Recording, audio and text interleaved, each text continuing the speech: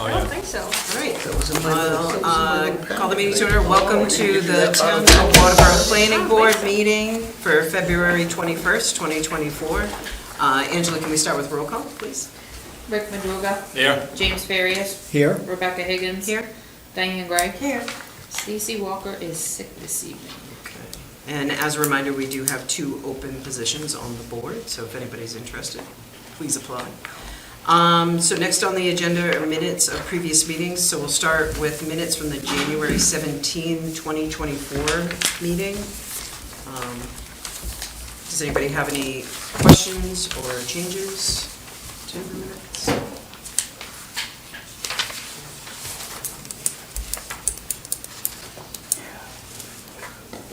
No questions Or or a- changes for me. Or a motion to accept if everybody's had a chance to. Motion to accept the meetings as they are February 7th. January 17th. Yes, Okay. wrong date. Sorry, January 17th, 2024. Can I get somebody to second that? I second. All right, all those in favor? All right, so we'll move on to the minutes from February 7th, 2024. If there's any questions or concerns, or I will take a motion to accept as well.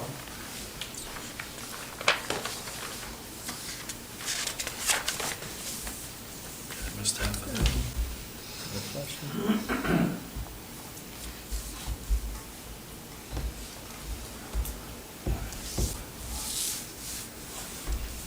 We'll make a motion to Everybody accept the good? meetings minutes as they stand for February 7th, 2024. I'll second it. All those in favor?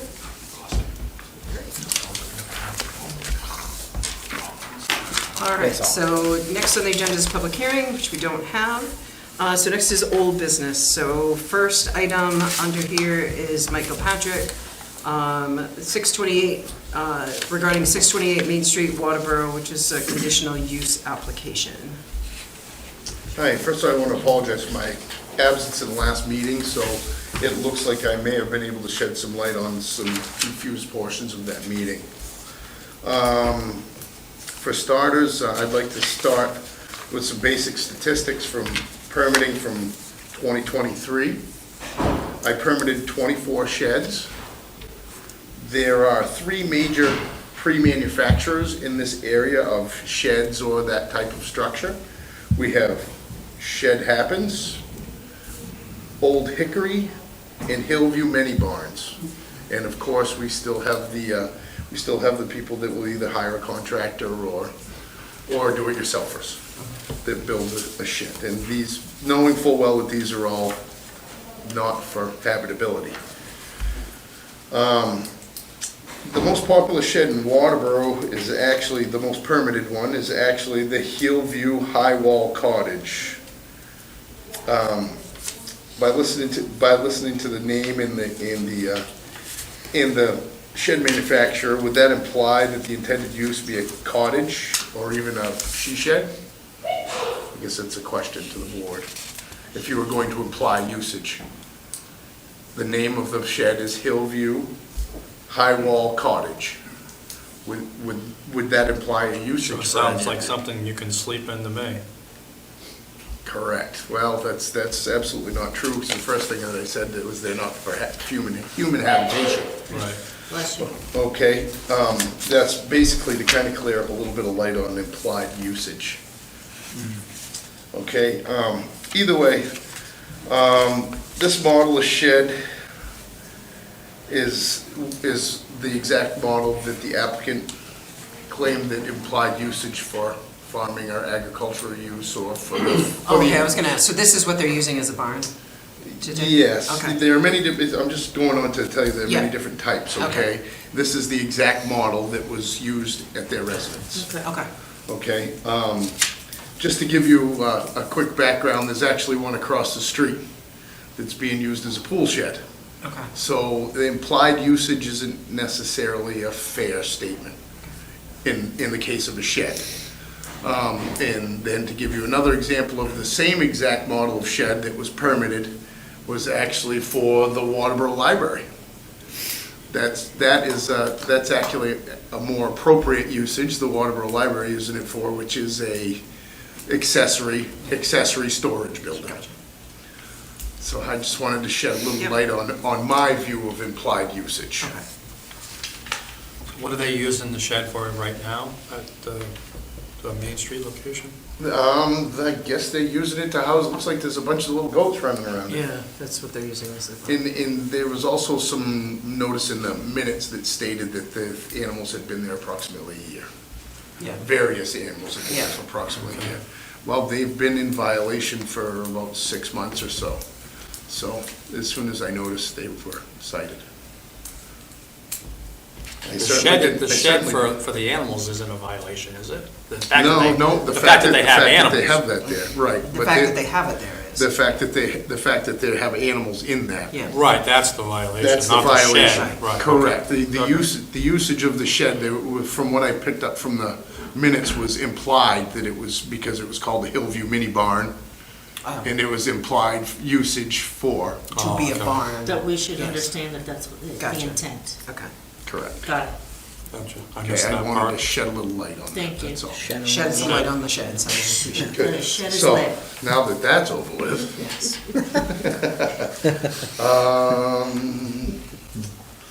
I made a comment in here in my write-up, I probably shouldn't say it. Many times I try to be reasonable, sometimes it bites me. That's all. Thank you. Thank you. All right. Appreciate the clarity on the sheds. Shit happens. It does. It really did here. Did you have anything else, Mike? So this was provided to the applicant, correct? The write-up, didn't we say that we were going to give her a list of things? So this was provided to the applicant, correct? Okay. As I understand, they're currently already working on nutrient plants, so. Yeah, okay.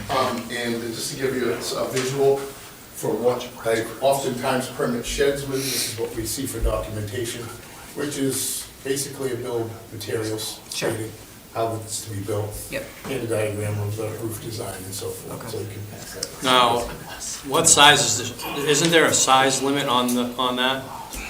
As far as, Sheds go from, currently sheds go from this Oh, I- 24 and a crazy. I realize that, I mean, as far as permits go, isn't it 100 square feet or more? Correct. So an 8 by 12 shed, you don't need a permit, you don't need to do anything other than meet the setbacks. That's right? cutting it close because actually the footprint is actually the overhang. So if it's an 8 by 12 and it has a Really? 1-foot overhang, technically I could say you need a permit for that. That's not right, but okay. Well, it's- But anyway, I You have mean- the power to change the ordinance. Yeah, I'm sorry, I think square footage overhang shouldn't be considered part of a structure. Total footprint. Yeah. Yeah, it's on the ground, it's a footprint. If I put a footprint in the ground, We can talk about if I have a that. belly, it's not gonna, What if the overhang is the same size as the building though? well, there's no, right, then that's fine. But that's not an overhang, right? We gotta have overhang. We've got a lot to deal with tonight. Thank you. All right, so do we have anything else on 628 Main Street? Okay. All right. Thank you for the update. We will move on to Bernard Heights Abandonment. Next on the agenda. Photos? Sure. My name's Jay Bronscheidel. I'm the lead forester at Tall Pines Forest Management, and I'm actually a minor employee of the owner of the property, Climate Forest, and who submitted the proposal to abandon the Bernard Heights subdivision in favor for a different subdivision that's before the town at present. So, in speaking with Mike, it sounded like you folks had some questions, and I'm happy to answer any questions that you have about what they're proposing to do with that footprint. Yeah, where it came up, obviously we presented with it at the last meeting, and we had had a previous experience with an abandoned subdivision that got a little complicated down the road, and we just wanted to make sure that we weren't exposing the existing homeowners to any similar experiences like Sure. we had seen in that subdivision. So we just wanted to make sure that the abandonment wasn't going to impact any HOA agreements or... anything like that. So the two homes that are there that were built on New Dam were part of this? We're part of the Yeah. original subdivision, sure. And then there's no other homes being built, so how is that impacting them is really what we were looking at. Do they know? Do they, I can speak to that. thanks, Mike. They are viewed as though they were standard lots because they're both conforming lots at this point. The HOA documents and there were no HOA documents for this particular subdivision. There wasn't really a road bond for this subdivision from 2008, 2009. So they have deed restrictions for these two lots. Yes. Okay. But as far as an HOA document, the deed restrictions will stay with the individual lots, but we are dissolving if you are to choose to, we dissolve the two lots that are accomplished already in the subdivision, excuse me, I'm tongue-tied there. And those will they will go back to a regular status legally existing lot of record. So they won't be held to any of the conditions, obviously, that have been implied, like the cisterns being installed, the roads being put in, and in all of those conditions will be abandoned along with this portion of the subdivision. So that'll act like they were actually two lots outside of any subdivision at this particular. So did we notify them? How does that work? Is there a need to notify them if their HOAs really? No, Not- there was really no HOA document actually accomplished, so. It wasn't finished or anything, so they don't have to be Exactly. concerned. Okay. Exactly. Okay. And they have direct frontage on New Dam, so they don't have to worry about any of it. And just so that the board is aware, this procedure that we're utilizing to abandon the subdivision is from the MMA manual from code enforcement. That's why we have the different formats for the letter. Then you'll see where the town administrator has a certificate. There's also another form, these all need to be filed to be able to track this down the road. So that the disasters don't happen again. This is, like I said, this is a recommended procedure for Maine Yeah. Municipal. Okay. Okay. If you want to read up on it, it's in Appendix 9, Section 9.3.1. Dennis. Thank you. Any So other? is this in Lake Arrowhead? No. No. So we're eliminating two lots? Is that what we're doing? Or No, abandoning it the whole would be project? all these lots here. Yeah. I think 9, maybe? So the subdivision is being Abandoned. Abandoned. It's, Totally abandoned. Yeah. its intent is to go back to tree growth, as I understand it. Oh, okay. So this will be gone, and as I understand it from our previous meetings, the whole reason for the banning this portion of the subdivision is because they intend to do the Waterboro wood yards. Yeah. So we're kind of swapping tree growth areas for, and then in this vein, all of these won't be taxed as individual lots any longer. They're in the business of tree growth, so I think that's probably their part. I got you. So right now, it's being assessed as individual building lots. Right. You want to convert this to tree growth in order, okay. Well, the blue hatched areas are either not in tree growth in their entirety, as Yeah. this lot here, or, these lots are in tree growth. They have a few acres out, and the balance are in. And our recommendation, or what we're proposing, is to dissolve that and shift any of the acres out of tree growth to the future developments, including Waterboro Woodyard. Is it equal acreage that you're swapping out, or? No, I don't believe it will be. It'll be less than what's contained in this, and this is a separate lot obtained from a different owner was never in tree growth. So I think there'll be a surplus of acres not in tree growth. Okay, sure. Yeah. Any other questions from the board? No. I was more concerned about the two houses. but- Yeah. Right, that's we're what we looking were to concerned protect them. Yeah. And I Yeah. think that And they're, Mike can be clear about the HOA. yeah. I think the only action that we're looking to see from the planning board at this point is whether to endorse this abandonment or not. Sure. So Yeah. So there's not an overlap of maps, it's an overlap of tree growth. Tree growth, right? So, all of those, is the subdivision currently in tree growth? Some of the lots in the Because subdivision. this was marketed as 15 acres, Right. you get a 5-acre house lot, and you get 10 acres to put in a tree growth. Correct, So, yes. And that's the case with many of the lots, but some don't meet that threshold and so are fully out of tree growth. It's almost half and half.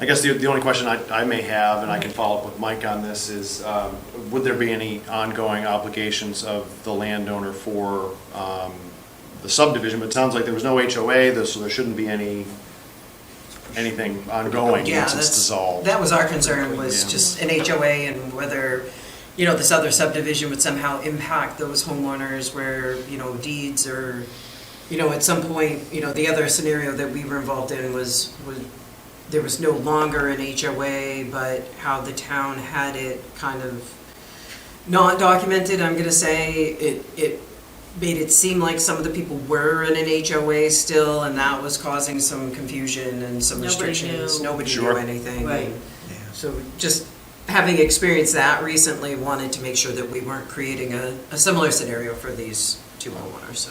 Understood. So I guess, at this point, if everybody's satisfied, I guess we can take a motion to recommend the abandonment. Yeah. Okay, so I'll make a motion that we accept the abandonment of, what is this called? Bernard. Bernard Bernard Heights. Heights. Development. Right, it is the record. To recommend to the select board. Yes. Recommend to the select board that we abandon. I'll second that. All those in favor? Thank you. All right. Takes care of old business. We'll move on to new business. First item is Steve Everett with zoning change request.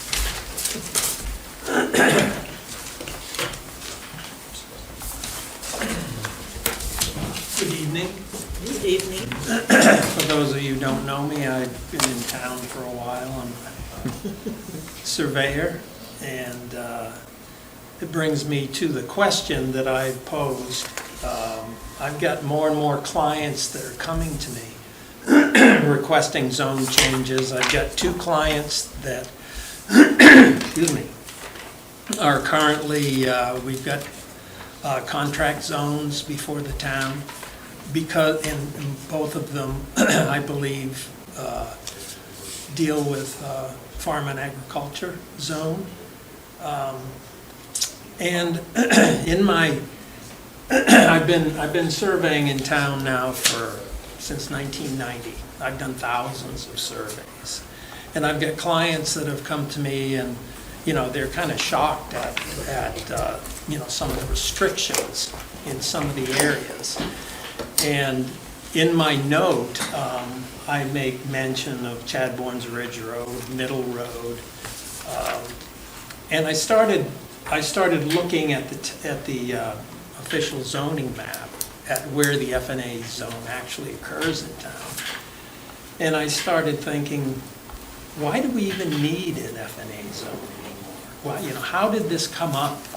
Because you've got restrictions that not only encumber current property owners to be able to divide those lots and create some income for themselves, and also restrictions as far as infrastructure building on those lots because of setbacks. So the graphic that I provided is the focus, but I started thinking maybe we should start a conversation about eliminating the farm and agriculture zone, keeping the rest, conservation, A&R. A&R is the prevalent zone in the town. I believe the residential, village residential, and village zones are pretty much all built out at their current capacities. And I think the town should consider changing the zone just for the future. I mean, we've got LD 2003 on the table now. We've got huge housing crisis. This will just maybe put the town a step ahead of where we're headed in the near future.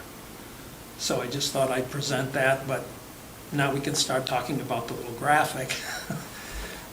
So a client came to me and wanted to know if we could change that portion of the F&A zone to A&R. And that's, I don't Would you have like the a- pointers? Oh, Yeah. Steve's right here. Lowest button. So it would be this area of the F&A. The F&A is the green area. This area here to be changed to the A&R. My client is looking to do some development in this area right here. But I didn't want to just say, okay, we'll go down to Strout Lane and then leave an isolated portion of land beyond that in the F&A. So that's what the request is, but I don't know what the actual process is to get zone changed. So I think if maybe we're going to do this, maybe look at all of the F&A zone and look at what could be the potential problems, look at why the F&A zone was created in the first place, and would it be detrimental to the town? And I can't think of any reasons why it would. So if you have any questions. So what are the setbacks for F&A? 50-foot side setbacks and 100-foot front setbacks, and a 5-acre minimum. Yeah, A&R with 80,000 square feet, with 35, 35 and a 75. So it'd be helpful to go obviously from 5 acres to 2 acres as far as developing. Correct. Does anybody know why we have an F&R zone? F&A. Protect farmland, is that what you think it was originally? Forest and agriculture. Yeah. And I think back when these zones were developed, a lot of Waterboro was being farmed, and it's not anymore. Right. You know, a lot of it is still being forested. I'm trying. But changing the zone isn't going to change that Right. aspect. It'll be more of a choice of the landowner whether to go ahead and develop versus being dictated by the size of the parcel and the setbacks. So that's just something that I thought I would bring before the board and start a discussion. Yeah, definitely worth entertaining the idea. I just have a general question. Have we done a change like this before in town? Well, only with the A long time general ago. purpose zone, which General was some time ago, right? I mean, that was, I think that's the purple. Yep, that is the purple. Was Bennett Hill Road, Huh? Bennett Hill Road, didn't they change from that area, go from AR to village? The request was by JD's, or the owner of Mike Allen, and he wanted to expand the village zone So that's the most recent one that I know of, and we actually expanded it to the village zone all the way to Benedict Road. Because there was, whatever the brook is there, right, that was the delineation between the village zone and the A&R zone. I can speak to the process a little bit. Okay. So, the first thing, in this instance, right, it's multiple property owners, not just the client that Right. wants to change, so that's important to note. Secondly, usually with zoning changes, you want to look towards the comprehensive plan and make sure that proposed zoning changes are in line with the future land use map in your comprehensive plan and with like the intent of that plan, because that plan, right, was based off of community feedback. It's giving the direction that the town wants the community to go in, and so looking to that and seeing, okay, does this proposed change, even though it's, you know, a different zone, does it still meet the same goals that are laid out in our comprehensive plan? And then also, in terms of like processing here, you need to do a public hearing to contemplate the zoning change. Is everything on, so this is the entire town, when you zoom it out, is everything in green in this zone? Is that what that represents? Correct, that's the F&A zone. The, like, mauve green is the A&R. And you'll see sporadic things that where we added the shoreline zone to our actual zoning map. You'll see the buffers around, that may be confusing to some people, but that helps mark our resources. So I definitely see, you know, a pro being smaller lot sizes, more development. Are there any cons? There's a lot of cons. I think you have to talk to the public about that, but in my opinion, but you also have to see the amount of land that you're changing zoning for. That's a lot. It's a big Because like chunk. Steve said, we're not talking, he's, in his letter to us, obviously you're just highlighting that one part. of Just, it. that's what kind Yeah. of brought it to the table. Right. Yeah. So you would, just like anything else, can't do it just for them, you'd have to do it. Right. Yeah, and that's a lot of land. Well, and you have to understand why, you know, people build or live where they do because of the zoning. Right. Right, exactly. I will say, you know, you can change part of the zone if it matches the future land use plan without changing the entire thing, right? So that's something to think about with this. There are fairly different uses for the two zones, so if you look at the permitted uses for agriculture and residential, there's 19, and then there's 21 different conditional uses. The forest and agricultural district is a lot more restrictive, so there's only 9 primary uses, primary allowed uses, and 13 conditional uses. So those are, I would say the biggest difference is just the restriction of what's allowed, and so considering that, and, you know, where even in the description of the forest and agricultural district, it says that some areas in this could probably sustain higher density development than this ordinance now permits. Yeah. So, but it also doesn't say all of this area. So just, I would say, in terms of process, just like looking through the uses and the purpose and aligning that with the comprehensive plan would be important. So, but like, do we have any idea how many residents or whatever are in that F&A? No. Many.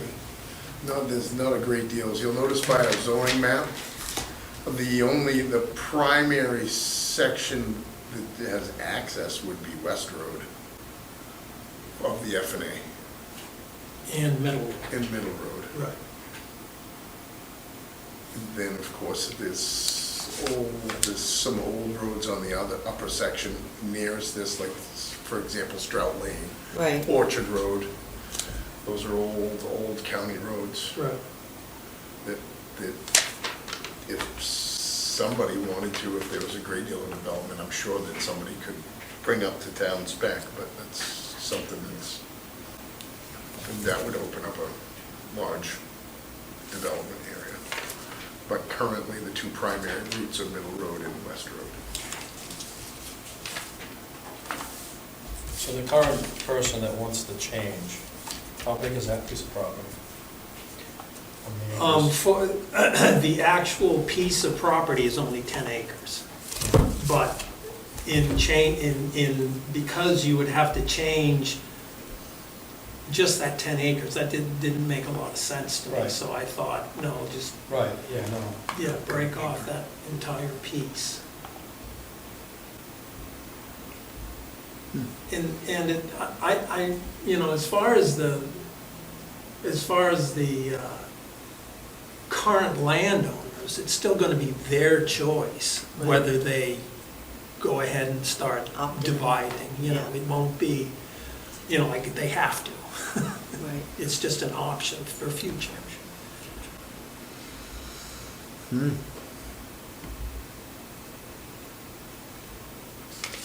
Yeah, I'd say we have some research to do.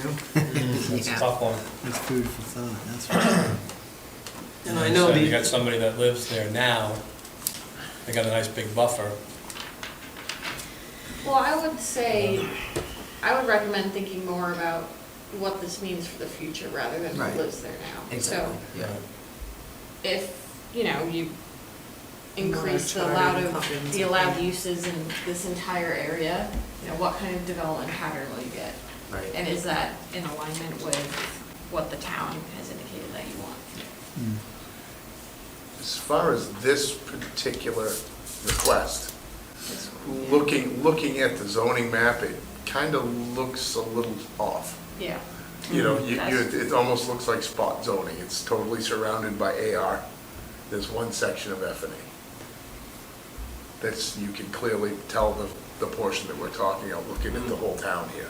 This is probably because it was a farm. That's Yeah, because. because it was a farm, yeah. Probably because Willis had something to do with that. Yeah, well, maybe. But, well, the whole back half is all farm. Yeah. In that sense, I might consider those two ideas separately, right? Mhm. Right. Absolutely.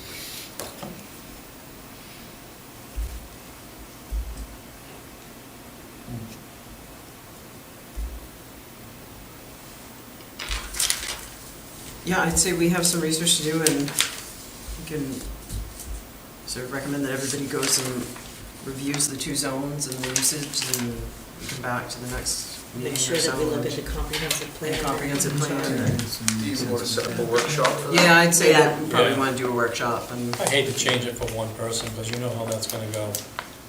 Well, you did it for him, why don't you do it for me? Well, that's why we have contract zoning, right? Yeah.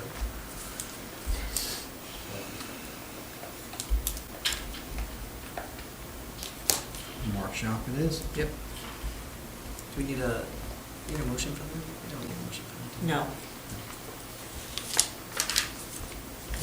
Okay, so we'll do our homework and we'll have some conversations. Thank you. All right, thank you.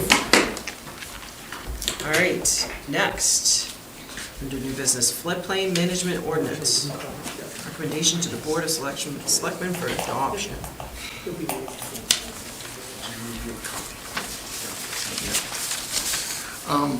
Yes, this is a model ordinance. It's basically driven by the last 7 years of hard work with FEMA and mapping and 2-foot contours and all kinds of accuracy, as I'm not sure that everybody knows, but our current flood maps originate from 1985. So as you can imagine, with that being said, how accurate they truly are.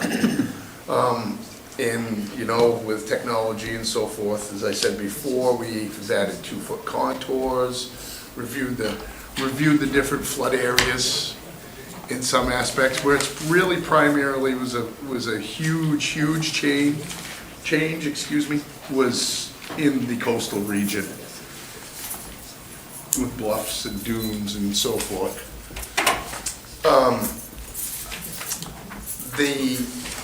The main floodplain program offered a model ordinance they imported a bunch of changes over like the last 10 years. Waterboro's been pretty fortunate. We've kept up until roughly 2015. So there's a couple of significant changes in here. There's some updates for FEMA forms and the elevation certificates, which really don't affect the homeowner, but they would affect more like Mr. Everett or somebody that has to fill out loans and elevation certificates and things of that nature. Another huge change to that was that accessory buildings are allowed in the flood zones now without having to be 1 foot above standard elevation, above standard flood zone elevation.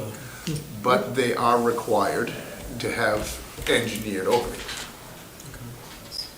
Can you repeat that again? Yeah. And the accessory dwellings now, Accessory dwellings are now allowed within the flood zones, and they do not have to be necessarily in certain flood zones. I mean, if it's a major flood zone, A&E or something like that, obviously, we're not gonna be able to allow that. Go ahead. Accessory dwellings or accessory structures? Accessory structures, I'm sorry. okay. Yeah, like a garage.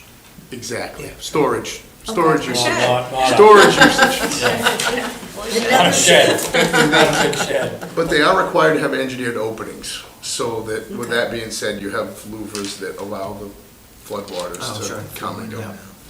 Yeah. Sorry, thank you for clarifying that. Yeah, that would have been a big mess up. You said I could put an accessory building. Well, you said it, I asked for a repeat. Accessory cottage. Yes, you did. And the other thing is there's a requirement now for a special flood permit for anything within the zone. So we have a model permit that we've employed as well that will come into effect with this. We've also, because there's a lot more work involved in approving a project within the flood zone, we have applied small fees that were recommended by the main flood program.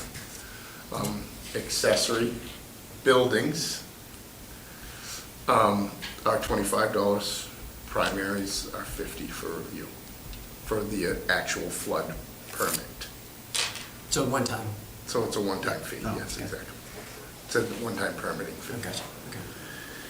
And the new maps will be active as of July 1st, I believe.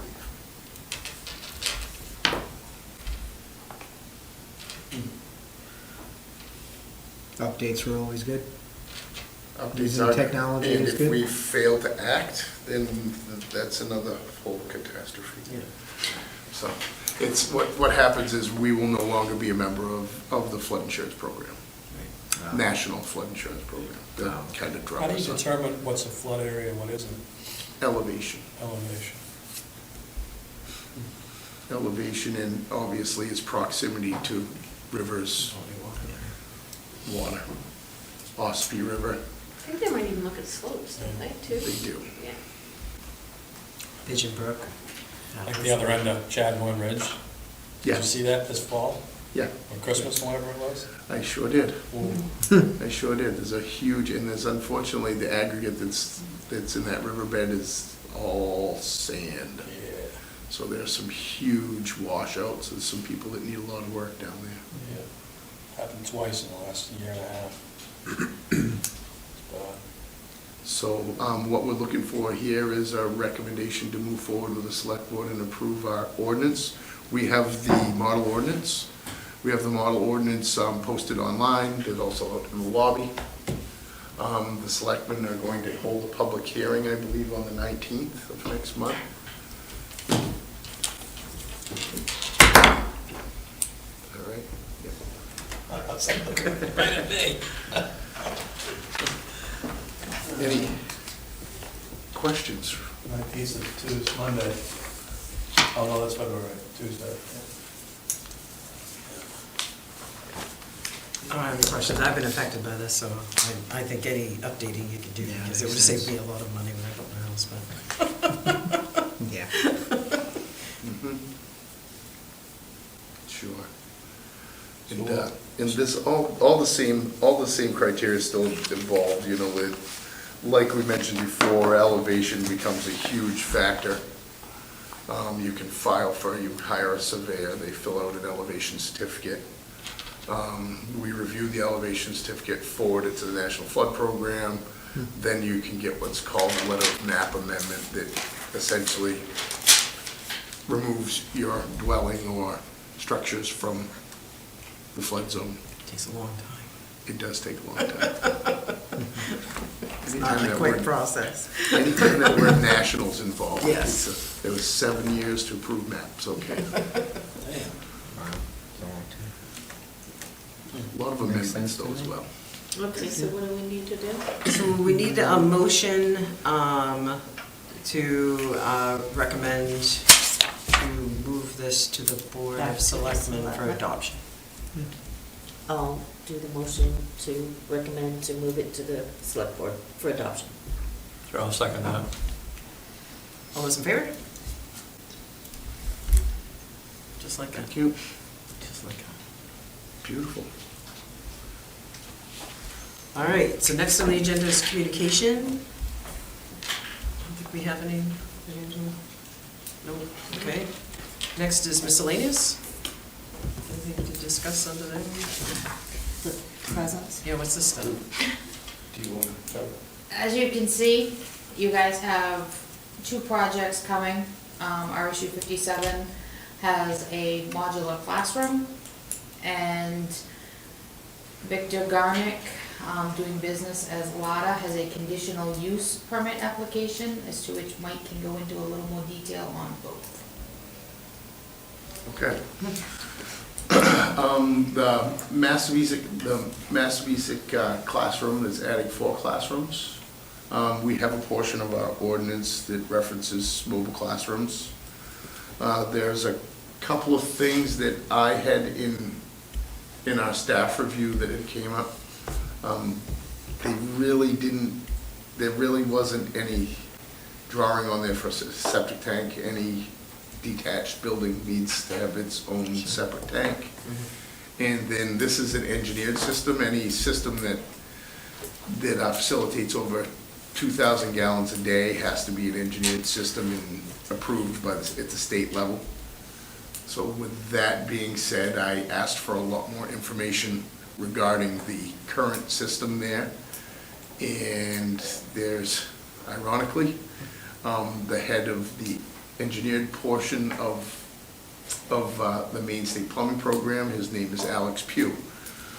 And I emailed him with a copy of the engineered system, and we're going to be in collaborate at some point next week to go over to verify that there's adequate capacity in their existing leach field to accept the 4 classrooms. The classrooms have to have their own bathroom? That's in our ordinance. Have they always had their own bathroom? Because I don't recall. Modulars. Modular. Yeah, that's what I mean. I don't recall. My kids went In the and modulars? and they said they had to go into the school. Well, I think that's probably how it got into our ordinance. Yeah. It was You're 10, dating 15 years yourself, ago, Rick. but, Yes. yeah, must have been. Yes. Yeah, because I asked them about that, and they're like, yeah, I know, we gotta go in the school, in the building. So now they have to have their own. They have their own classroom. They also have to have a water source, a drinking fountain as well. And a communication system. And the communication system, horn strobes for. Well, they must have to be prepared for anything that might happen on campus, right? They must have to have the Yeah, same. that's true. Exactly. We changed this ordinance, we put in more than one portable. Building a new high school. Yeah, well, I did recommend, speaking of that, Holden High School, I did recommend that there be screening because this is right off the baseball field. And a left-handed batter could pretty easily put one right through the side of the classroom. Oh, well. Did they have them, So they had them there at one point, I think, way back too, right there. I don't know if they were right there. I think they No, were, right by this the one ball is- field? This is one's right behind the dugout, pretty much. I think that's where they were when my kids were there. Now, there are 2 that are right off the cafeteria currently, Yeah. Okay. in the back of the gym. Yeah. Yeah, it's the girls' softball field that those ones are in front of. Oh, I see. Not that there's a Yeah, the difference. ball I've seen field's some of those further. when they There pitch. isn't. The ball field's further that way, yeah, Yes. that's right. And pile number 2? Lada. That's our friendly neighborhood used car salesman, who's in violation for, been in violation for a number of years for having a junkyard. His proposal is, his claim is that he's only allowed to have 9 cars on premises if he's going to run some manner of a collision shop, that he's going to need to have several more vehicles on hand. I think, I didn't really look at it real close, but he put up a business, he's got a business plan in his packet. I think he's planning to have 20 some odd cars. If he pares it down to 20 some odd cars, that is one heck of an improvement. There are 58 there currently. Now, who and where is this? Where is it located? It's on Route 5. North Waterboro. What's the number? Okay. Focus Trail. Oh, it's, what's it, Yes. what's it, LA, LADA, yeah. Okay, I know where you're. Yes, he's been, Been like that for a long time. Yeah, we've been to court several times. Yeah, I know, yeah, my son was the guy. and we're slated to go again, but Okay, I know exactly what you're talking about. he's decided that he would rather try to come to the planning board and see if he can find a workable solution, and try to, hopefully we can get him to clean things up some. And maybe he even has a reasonable plan, I don't know, we'll see, we'll take a look at it. Gotcha. Both of those are on schedule for March 6th. March 6th.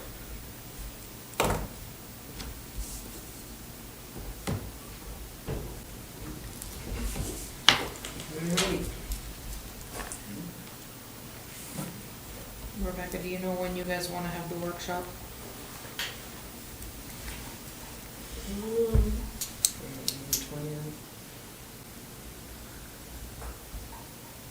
Do we want to, how long do you think, what else do we have on the, so we've got both of those on the 6th, right? So that might take a little bit of time, right, to go through both of those, right? Both of these on the Presentations. 6th? Yeah. April. So maybe we want to do it on the where are we? Down the road. 20th. Would be our next meeting, right, March 20th? Yeah. So why don't we try for March 20th, you think? That'll be a workshop for the zoning.